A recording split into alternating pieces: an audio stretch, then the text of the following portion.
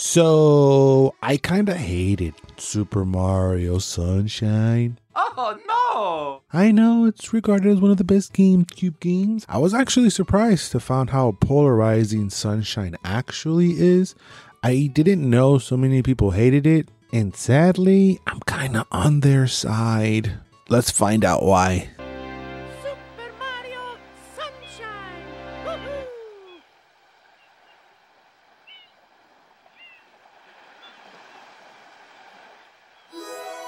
I really didn't grow up with a GameCube, so there's really no nostalgia attached to my thoughts and opinions about Sunshine. I also played the GameCube version. I did not play the Super Mario 3D All-Stars version for the Switch because I wanted the OG experience. Even though I hated Mario Sunshine, it's obviously not all bad. It is a mainline Mario game made by Nintendo, so there's some quality here. The graphics for the time are pretty and still pop today with vibrant colors on the screen. The music, like in most Mario games, always slaps with a nice catchy tunes. The Piantas and the Nokis, or how I call them, the Blue Blues and the Chi-Chis, are a nice addition to the Mario cast and I think fit perfectly with the rest of the crew, and obviously goes really well with the tropical vibes Isle Delfino is trying to go for. The story in Sunshine isn't bad either. Toadsworth, Peach, Mario, and a few Toad slaves are on their way to a vacation in Isle Delfino. Once they arrive there, they find the airship covered in goo. After Mario cleans it up with the help of the Flash liquidizing ultra dowsing device, aka Flood, he is arrested and charged with vandalism for covering the island with graffiti. Because of the graffiti, the island's power, the shine sprites, are now missing. And a Shadow Mario is seen running around, so as part of Mario's community service, he must clean the island and catch the real tagger and obviously collect sprites along the way. While not 100% original having a shadow character of your protagonist, I still think it's a pretty cool way and also entertaining of trying to figure out who that shadow person is. And it's not a terrible way of introducing Bowser Jr. to the franchise, which I think we can all agree Bowser Jr. is pretty cool. There's a lot of voice acting that caught me by surprise. Hearing Bowser talk is something I don't think I can ever get used to.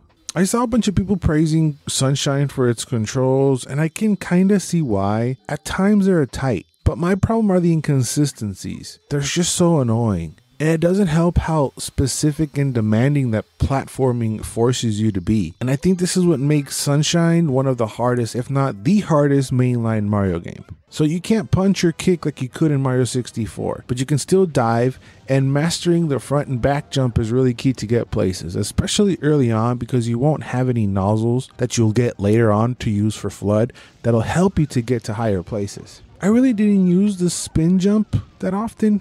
Not sure why. I think I wasn't comfortable performing it, and because the game demands you to perform in high pressure situations, sometimes the spin jump just wasn't working for me. But the Flood controls are fluid and nice. I really like that. I just wish that the jetpack function had a little bit more oomph instead of just hovering, but it's still fun.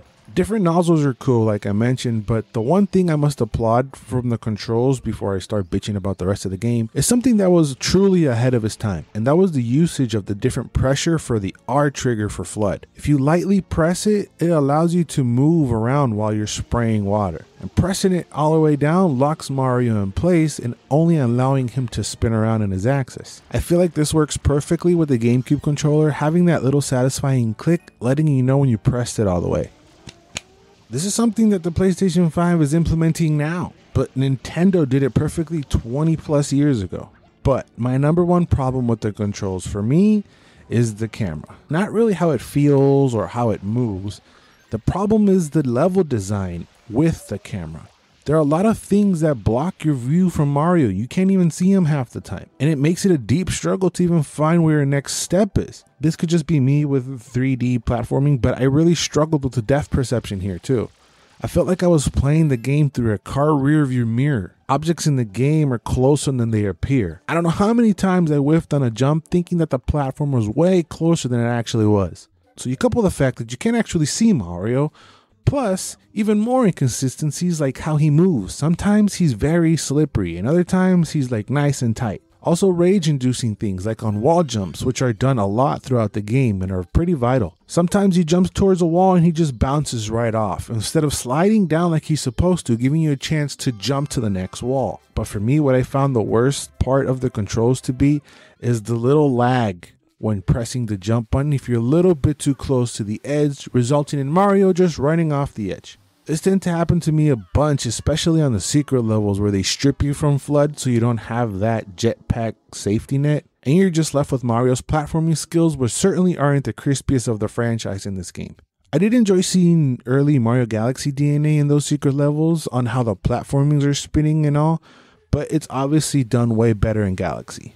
But even with these secret levels, there isn't much diversity throughout the game. It all feels the same. It's missing the diversity that every other Mario game has. All the secret levels look the same. The tropical theme is pretty much all you get throughout the whole game. And the changes you get every time you enter the level again were minimal. Plus, what the game has you do for each sprite can feel very repetitive, and honestly, it's lacking the classic Nintendo creativity. But the game is not just the OG Power Washer game. It's also filled with boss battles. Some are fun and cool, and other bosses it's kind of tough to tell what you're supposed to do, and even if you're dealing the right kind of damage, especially this blue boss. And they also repeat the blooper dismemberment a little way too much for my liking. But halfway through, it was really unclear to me, how do you even beat the game? Other than just mindlessly collecting shines. I mean, that's pretty obvious, right? But I thought I had to get to a certain amount of sprites to unlock something. But no, what you have to do is defeat every Shadow Mario from each world, which is always the 7th shine of each level.